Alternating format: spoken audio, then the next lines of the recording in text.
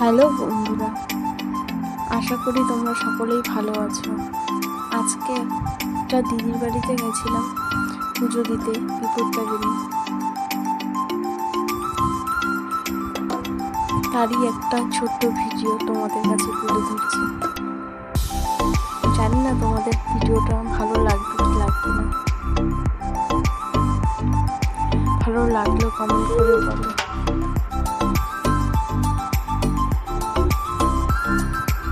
আমাদের পুজো হয়ে গেছে, এখন ভোগ সকলের ভোগ নিয়ে যাচ্ছে।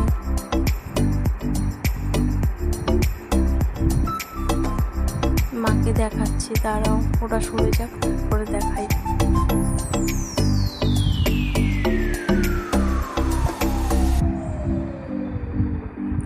ও যে মায়ের মুখটা, আশা করি ভালো লাগবে। টাটা।